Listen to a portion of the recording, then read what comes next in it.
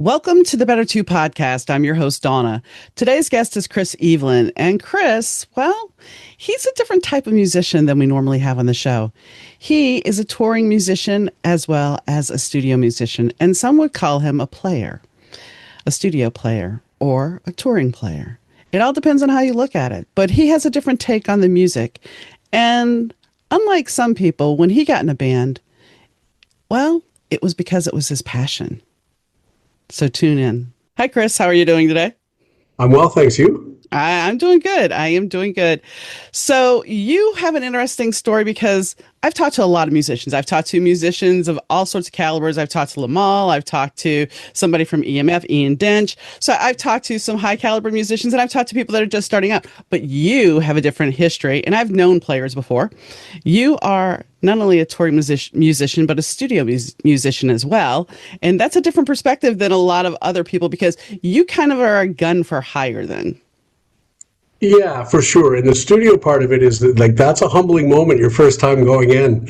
When you go record and then you listen back, you're like, well, that's not what it sounded like when I played it live, right? So doing the studio work I have found over the years has really fine-tuned things. And then as well, being a hired gun and getting to the point where someone calls and says, we need someone Friday. Can we send you the set list? You show up, play the gig, and then you meet the band afterwards, right? You're like, hey, nice to meet you at the end, so there's no rehearsals or anything involved. I think learning a bunch of different sets and styles and not being, tunnel vision, like I'm only going to play this style. Learning a bunch of different styles just makes us all around better musicians and easier to step up in a last minute situation to help people out or just be available. Now, does it change if you get hired for a whole tour? I mean, I'm sure if you get hired for a whole tour, you have to go to the band's rehearsal. You have to be there for weeks on end, possibly, to rehearse with them and then hit the road with them. So it all depends who you're playing with. Like in the past, I jumped on an East Coast Canada tour with an Elvis tribute, and I didn't know the gentleman at the time, so we got together once or twice, I think, just to kind of make sure, so they were comfortable with my playing level, and then just getting on the road and doing that. But there's a lot of homework going into that. Like that's not just, sure guys, what song by Elvis do you want to do? Like I had all the music prepared and charted out prior to that. But if there's people, like once you're in the community, as you know, right, you start to know the musicians. If you understand the level of playing, like there's people I could call today if, a few of the bands I played, if we needed a drummer, a bass player, say, hey man, here's a set list, you got this? Intros and endings we would discuss or any kind of like medley situation. But otherwise, you get to a comfort level of, no, they're going to be good. They do this and they've done enough of them. That it usually works out pretty good. But I imagine when you were first starting out, and there's a twofold question here because there's the first starting out of when you're learning how to play, that you have these aspirations of you're going to be in a band and everything else. But then there's also that first time you get hired for a gig. That's got to be a little intimidating too, because then you're kind of auditioning at the same time, because if they don't like you, they can get rid of you easily. Friend. Yeah, and most musicians, right, we're all kind of like, our confidence, even, the humble ones, that show up, right? We all want to be kind of people to enjoy what they hear us playing. But I've also found, you're right, it's very intimidating. And I've been playing live now. I just turned 50. I started playing live when I was 16, I think. So if somebody asked me at 20, hey, we're going on tour, can you just meet us at the first gig Friday night? I would have said absolutely not, right? Because I only had a little bit of shows. I think I'm over 3,000 live shows in now. So the comfort level now is like I almost don't want to get together to rehearse and just show up and do it if the level of musicianship's there. But if it's a big show and everybody's, it's a theater show or a soft C show, you want to make sure it's dialed in and everyone's on the same page. So getting together is no problem. But yeah, it does. It's a sliding scale. It changes with the more experience you have, right? And then there's that learning curve when you're involved. Like I'm in a few bands now where some people only have 100, 200 shows, maybe live performance. They still have that mindset of, what I use, and it's a natural thing. There's nothing negative about it. But even some bands, when you talk about, oh, so and so can't make it, let's get a sub, we'll get a fill-in on drums. Some people that don't have that experience are like, what do you mean a fill-in? How are we going to do this without Bill on drums, right? And you're like, actually, you can do it fairly easily with the right players. But it's the first time I remember doing the Elvis tour. They said, hey, just to let you know, Buddy Holly's here tonight, like the tribute. So we're going to do a set of Buddy Holly. And I was like, well, that's great. I'm looking forward to hearing that. And they're like, no, you got to play it. And I was like, well, I don't know enough Buddy Holly to just do it on the spot. But luckily that band was full of solid musicians. There was keys, there was another guitar going on. There was a lot of instrumentation, right? So it wasn't like, if you're in an AC/DC tribute band, they say start this song and you don't know it. You're kind of out there, you're exposed, people understand you don't know it. That you could kind of blend in a little bit, and they had charts and stuff. So yeah, I enjoy the different variables. So when you started, you decided you were going to learn how to play guitar. How old were you? I think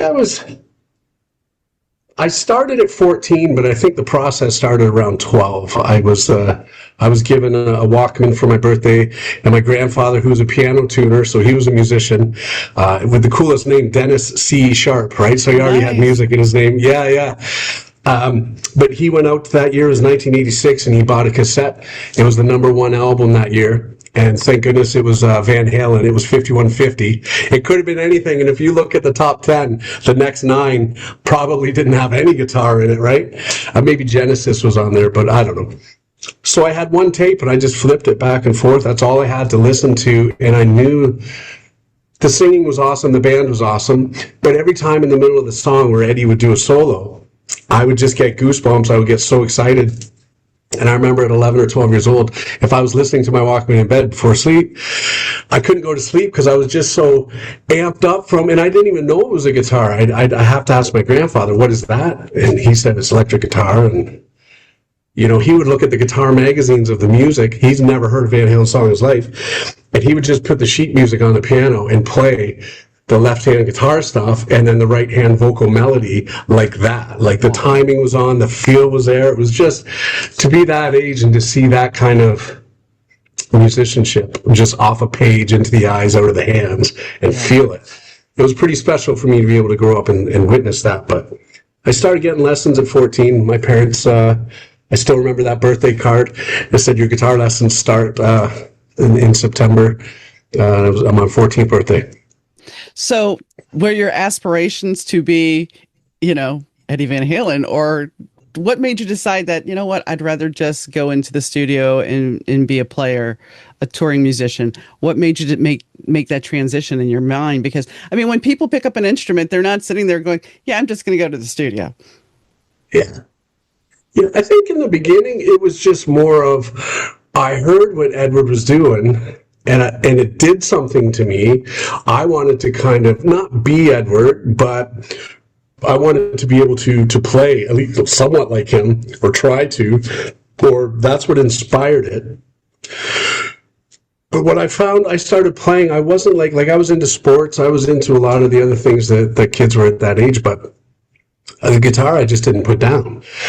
Like I pick it up and I played it, and then it was one of those things, when your efforts are validated, and you're like, hey, I've been going to the gym for 3 months and I feel good, or whatever. It's that. So when I would go take lessons and I'd come back and the teacher would be like, oh, you actually learned that. Like I have some students that don't practice. This is actually, you've done quite a bit this week. And it just kept going. And then, I don't know if it was maybe my parents or maybe just, hey, oh, that's cool, you can play that or whatever. I'm like, yeah, but I never, even today, 35 years in, I'm still learning. I'm still opening up doors of theory. I'm still a lifelong student, still learning stuff, and the passion hasn't gone away. It's a bug when it bites you. You really dive in, right? So my initial, I don't know, was just to learn how to play it. And then absolutely, probably 2 years later in high school, I had that co-op program. This is where you go out into the workplace or whatever, and I chose a music studio in St. Thomas, Ontario, called Art Tech Recording Studios. So there I am at 15 or 16, for half of my high school day in a recording studio, and these musicians were coming in and recording stuff. And back then it was all reel to reel and the tape Yeah. machines and everything. So just seeing it and being behind the scenes. And then the one day there was an artist in there, and they heard me noodling in the one room. They said, "Hey, look, we need a solo on a song. Do you want to try to put something down?" And I was like, "Sure." I had never recorded. I didn't know about multi-layer anything. But we spent the afternoon throwing down some really cool guitar stuff, and they pick and show some, and it ended up being on their album. And I think that was a big change in the direction of my thinking as well. Like, hey, this is something I think I really want to do. Well, and just listening to you, normally when we have somebody that wanted to be a guitarist, there's a couple of reasons they want to join a band. One is girls. Yeah, for sure. And it's not that it's their passion, but when you talk about it, when you talk about music, when you talk about playing, there is that passion. I mean, I understand I used to take bass guitar lessons with one of my friends, and she was learning guitar. And I would take 15 minutes of the hour, and she would end up with the 45 minutes. And the teacher was like, "You must have been practicing a lot." And I'm like, "No, it just came. It was easy enough. I fell into the groove of it." Now, is bass my passion? No. I mean, I enjoyed playing it, yes, but it wasn't my passion, and I admit that now. But I understand where you're coming from. It's like sometimes when I was in the zone at that point, if it came easily, it was part of who I was. And when you are that age and you're trying to create who you want to be, a lot of guys get in bands because they think they're going to pick up chicks and they're going to just rule the world. I mean, that's why it wasn't about picking up chicks, but I wanted to be a musician. I wanted to be on MTV. Those were all the wrong damn reasons to be on a musician. Yeah. I can be very, very honest. It had nothing to do with, wanting to pick up women at all or girls. That's something later on as we got playing. I remember the younger 20s, like, hey, we're getting a little bit more attention here than if we just typically went out to a Friday night at a bar. And I've got some stories of meeting people and being like nothing, and then the next day playing there, and then the reaction was different, right? And that was almost a turnoff for who I am as a person. But for me, it definitely was the attraction of. I started jamming with a guy on drums. It was just the two of us for a while, and we were young, but the energy was there. It was addicting. It was like, oh, that's cool. I wanted to do that more. And then when it became 3 or 4 people together, and it was a band, and there was talks of jumping in a van and driving from city to city, and it wasn't about how much it didn't matter how much we're going to make, right? Can we get from here to there with gas? Is there going to be enough food, beer, whatever, like at that stage, I was really drawn to. I wasn't drawn to, like, some people have that lead singer kind of thing, right? They want to be seen, they want to be doing whatever. I would have been completely in my mindset back then, being a studio guy, going out doing road work, being fill-in, but almost like, Bryan Adams is on tour, I'd be in the back line just playing guitar. I didn't need that validation. Yeah, or that center of like, nothing like that at all. Like, music videos, cool, all that stuff. But I think just being able to have a profession in music, doing something you love, and doing it with conviction and confidence. It was more like that, I believe. Like, yeah. Well, that's why I said you still have that passion, and it's like it was about music theory. It was about all those things, not the flamboyancy, the glitter of it. You said before we got on air that you had a story about Chicago and Buddy Guy. Yeah. So my wife and I were both in real estate. So January is it's the slowest month of the year in real estate, right?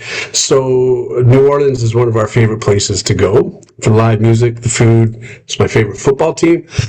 So one time we were flying back from New Orleans to come back to Ottawa, and the layover was in Chicago, and we got there, and I thought, oh my gosh, like, I wonder if Buddy's playing, because I think, I'm not 100% on this, but he usually plays there January to March, I think, and then takes the rest of the year off. I'm not sure if that's correct. But this was in January, so I called. They said, yes, Buddy is playing. So then we checked our layover, and it was only like 3.5 hours, so it wasn't going to work. So we get to the Chicago airport, And for some reason, the pilot canceled. He called in sick, or he couldn't make it. They couldn't get a backup. So the airport said, "Hey guys, we're going to give you a hotel voucher. You get to stay in Chicago tonight. We're sorry for the inconvenience." I'm like, "This is not inconvenient at all." So I called Buddy Guy's Club, and they said they had 4 seats left or something. I said, "Please, can I reserve 2 or pay for him over the phone?" Like, he's one of my favorite blues players ever, right? And I'll tell you a really cool Buddy Guy story too. But anyways, we took an Uber. We went there. They said they'd hold us 2 seats. My wife and I went in. I don't know if you've been to Buddy Guy's, but it's like a long strip there. Yeah, it was pretty dark. It was dimmed, but on the wall was all these guitars from Clapton, B.B. King, David Gilmour, all the big guys. And then there was this light on a table with 2 chairs, and it's right center stage. I elbowed my wife. I'm like, "Hey, I wonder if we're that lucky. Like, they're sitting right in front of Buddy. That's beautiful, man." I thought we'd be off, ditch back in the corner. The waitress walks us up, said, "Here you go. Here's your table. It's waiting for you." We're like, there was only 4 seats, or so here we are now, and Buddy Guy's right there the whole night. Absolutely incredible. He goes around, shakes everyone's hands. Shakes everybody's hands, signs anything you want at the end of the night, and he talks. But the cool story that I tell people what he told me is he was in England once when he was playing with Muddy Waters. And his road man, so this would have been in the mid-'60s or later '60s. And someone came in and said, "Hey, Buddy, there's 3 white guys outside that want to talk to you." And Buddy said back then, when 3 white guys wanted to talk to him, it wasn't a good thing. So he's like, "Put my guitars in the cases," and he got a little stressed. But he went outside, and it turned out to be like 3 16, 17-year-old kids that slept in a van the night before outside the venue because they wanted to talk to him about string gauge, vibrato, gear, all this stuff. So Buddy's telling the story for a long, long time, and then he goes to count in the song, and he goes, "Oh, by the way, I guess I should tell you, those 3 white boys were Jimmy Page, Jeff Beck, and Eric Clapton." Wow.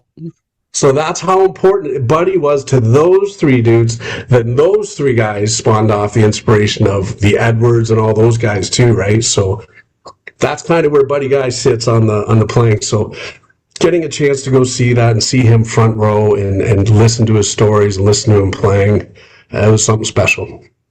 And that's the thing we don't think about, is how one thing that we do, even if it doesn't seem important to us, we may inspire somebody else. Somebody could watch this. There could be a kid watching this and realize that, you know what, maybe my love of music needs to be somewhere else, and not so much let me get up on stage and, play the bar and get my fame, because maybe music needs to be pure and come from your passion. Yeah. That's right. That's very well said. And one of the best compliments you can get as a musician is someone comes up and says, "Hey, I really felt that." That to me is not like, "Oh, that was a cool thing you did," or a nice whatever. When someone says, "I felt that," what better compliment can you get, right? Right. I mean, it's like when I get a compliment, when somebody tells me that, because I'm an author, when somebody tells me I couldn't put your book down. Oh, that's one of those moments where it's like, okay, because that's high praise. I mean, I hate to say it, it's high praise, because when you think that you've invested that much time writing and they have 300 pages of your book in front of them and they can't put it down, it's like, all right. Yeah. So what kind of stuff do you write? What's your... I write rock star romance, and my very first book was about a drugged out rock star it's kind of his diary. So yeah, I tend to stay with what I wanted to do with my life and formed it into fiction. But I've known enough people in the music industry, and that I was in television for a while and stuff. So I have enough of little bits and pieces that I can put together. And I was a disc jockey at one point in my life. I didn't get to meet people or anything. It was a small town, but it was still one of those things where it was like, I was in the industry. So I understand how much it's changed and how much it's going to continue to change. And it's changing on a weekly now. Someone said a long time ago, there used to be, hundreds of bands selling millions of albums. Now there's millions of bands selling hundreds of albums. It's even shifted since that. That's a whole another conversation. But, so it's like that when you write a book and you release it, it's just like releasing music. You hope people like it. As long as we're good with it, that's all that matters, right? But when it does resonate with someone, it's kind of your efforts are validated, right? It's a great thing. It's your baby. I mean, Yeah, it's your baby. You put your blood, sweat, soul, passion into it. And that's the one thing yeah. that's kind of sad because it happened to both industries, the music and the book industry of AI. Somebody's putting prompts in. They're not actually creating music. They're typing in what they want to hear. And I had somebody I interviewed once, it never made it to air, and she talked about how she could play all these instruments. I'm like, that's impressive. And then when I really started talking to her, she was using a keyboard, but she claimed she could play the drums. She claimed she could play the bass. And I'm like, no, you're a Yeah, keyboard player. But I yeah, never said it. I was just kind of like, that's no. yeah. I have a musician friend that sent me a little clip of someone using, I forget the app, forget what it is. It's AI, but it was an acoustic guitar. And this guy's a phenomenal player, but he just played something really bad. He played four notes on purpose, really bad, and then told whatever, create this, make it drop C tuning. I want heavy vocals on that, a huge harmony background.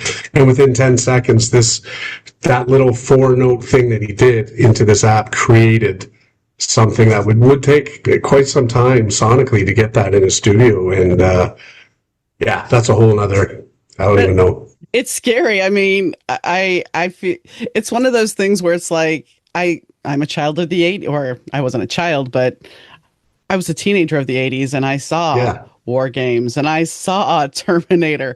And, yeah, it's like, yeah. while this is all fun and games, what is the underlying thing of this? Because we're seeing the robots, we're seeing all this, and it's just kind of like, are we headed that way? I hope not. That's only what we're seeing. I What's out know. there that we haven't seen, right? This is true. This is very Yeah, true. yeah. But go ahead. No, no. Oh, I'm just saying with all that with AI and the recording, I think it could be a useful tool as long as you're using your own stuff. But the one thing for now that I am enjoying with the shift in like the streaming bands are making money because they're not selling albums, all this stuff. It is kind of forcing. You said the '80s. Some of my favorite bands are in the '80s. It's almost making them to go out and play live again to have that revenue, right? Where before they'd release an album, they'd sell 5 million copies. They could take 5 years off, then slowly get back together and dry out and all that kind of stuff. But now the out playing more and live music is still like I'm doing a tribute right now. I'm in a 10-piece ABBA tribute, and it's doing theaters and stuff with numbers of seats that it's just so great to see people out and enjoying it and not on their screens and not. I have a lot of students that I teach guitar to, right, and they're on a lot of video games, like the hours they put into these video games a week. I'm not knocking it, but the amount of time that they're doing that, if they spent that half of that on an instrument, they'd be some of the best players in town. And it's just, I don't know, the live music's where it's at right now, not so much the recording. But the recording process is still a lot of fun, and releasing it and getting it out there, right? Because we carry a lot of stuff, songs in our heads. It's always there. It's nice to just formulate it, get it out, record it, bring some people in, and then have your little musical baby there, and then release it into the world, and then move on to the next. Right? That way, it's not always banging around inside. I mean, that's the one good thing about not having the gatekeepers we had, because yes, if you create something, you can put it out there now and you can let somebody else enjoy your music. Yeah. And the same thing with books. I don't have to sit there and get an agent. I don't have to sit there and go to a publishing company. And the funny thing, there's a whole big argument, and I'm sure that comes true too as far as music, because there's the argument, well, if you're not traditionally published, then your book is not as good, which books on traditionally published books can have issues and problems and everything. But the same can be said, well, these new musicians that are releasing songs, they don't understand the concept album. They don't understand. Well, I had a conversation with a younger musician not too long ago about the fact that by today's standards, people would not know how to listen to The Wall. Yeah. That would be it's a lost art. The concept record is a lost art, but that doesn't mean it's not going to come around, because a lot of the younger generations are starting to say, I don't want screens. I don't want this. Yeah. And I hope it keeps swinging. So at least there's a balance. It's there if you want it, right? Yeah. But a lot of my musical friends, we remember getting the cassettes or the CDs or the vinyl and opening it up, and we would sit there and study where did they record, who recorded it, who was on the album, like that, and then listen to it. These days, a lot of artists are just releasing a song at a time, right? Because people aren't doing the whole album thing. Mm-hmm. And yeah, you're right. It is a little bit of a lost art. It's out there for people. I hope they, it's one of my favorite things is listening to an album in the whole entirety, start to finish, as that whole package kind of thing. Like Dream Theater, I'm a huge fan of those guys. And I can't imagine being a fan of them and just listening to one song off the new album and making it, because usually there's a story behind the whole thing, right? Like it's something special. I mean, I talked to a publicist that I normally work with. I had the pleasure of interviewing. He doesn't give interviews very often, but I got lucky to get to interview him. And we were talking about the fact how fandom has even changed because of social media. That before, I don't know that you'll ever have another Marilyn Monroe or a James Dean or an Elvis Presley because we are such an instantaneous society now. And yes, Beyonce is a big name, but have you really heard anything about Beyonce recently, except for her going to the car race recently? You haven't really heard much. Where before, there was a certain group that was always in the news, and that was it. And now it's like, it's hit or miss. It's the news cycle. Yeah. Or back in the day too, if you listen, a lot of times it was in your vehicle, but sometimes at home on the beautiful speakers and all that kind of stuff. Nowadays, someone will say, well, have you heard the new whoever? They'll open up their phone on that little tiny speaker, go onto Spotify, listen to it for free for 5 seconds, go, I don't like it, and it's done.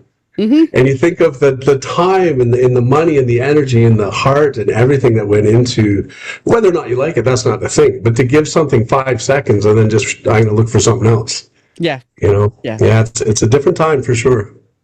So where do you see your career going? I mean, how long do you think you're going to stay touring? I mean, because at a certain point, touring does get old. Yeah, it's so with the band I'm in right now. So the Abbott Tribute, it's there's 10 people in there, and some of them do have their Monday to Friday day jobs, right? So we'll go out and we toured all of the west coast of Canada this year. We're doing the east coast later on.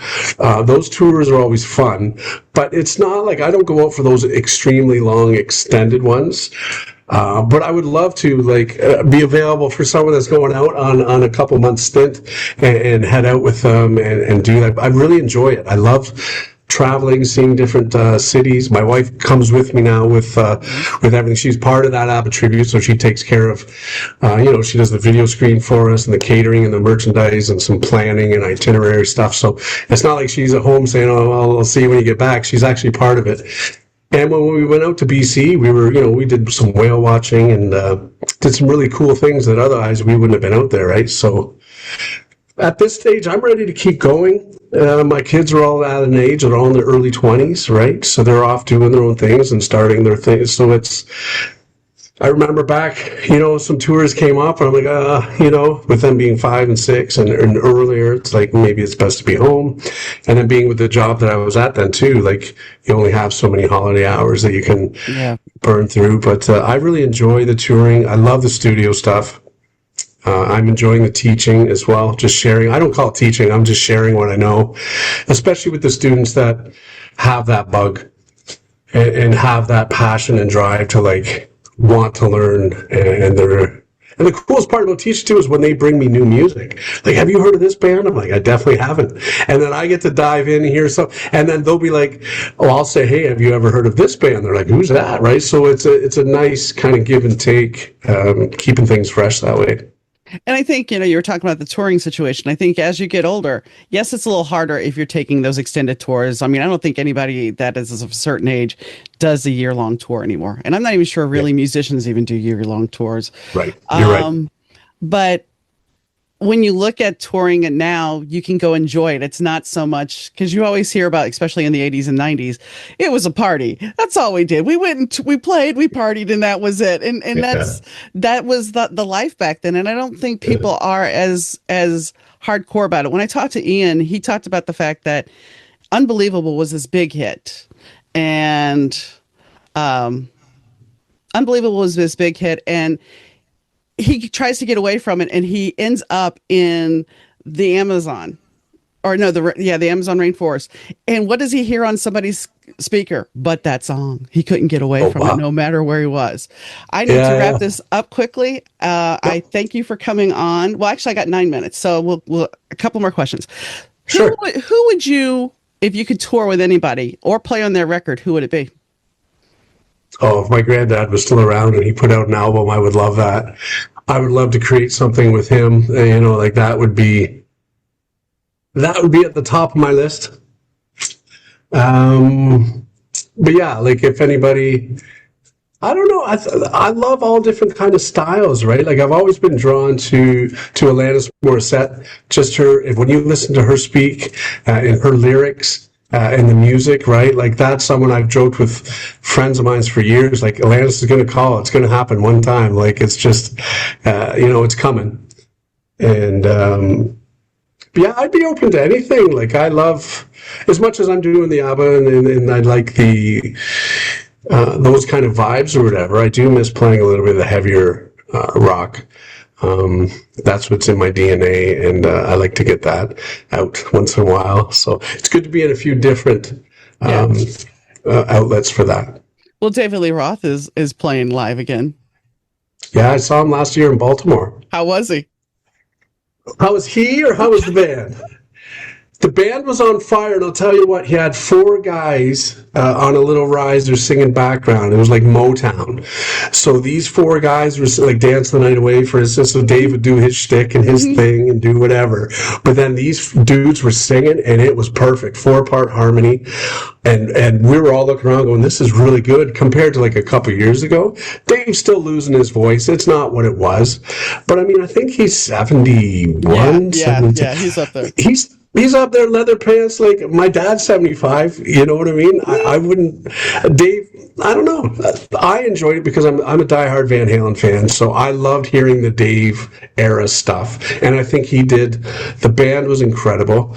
I think he's just lost a lot of his voice, but still loved it. Still John Bon Dave. Jovi's having the same issue. I mean, it happens. Paul McCartney, I've seen him on TV and his voice. And it's the thing when you look at somebody like David Lee Roth, he was screaming a lot. So it's natural. It's a natural progression.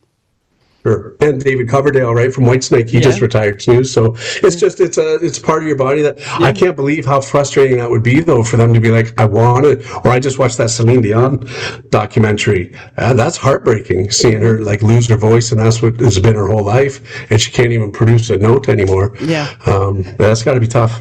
it is. It has to be. So, Yeah. Chris, is there anything that I haven't asked you that you would like to add? So, I mean, if anyone's watching this and they want to check out Chris Eveland Music on Facebook, that's where all the live shows are. It's on Spotify, just Chris Eveland. Rail City Route is a duo I play in with John Millis. There's a lot of original songs out there.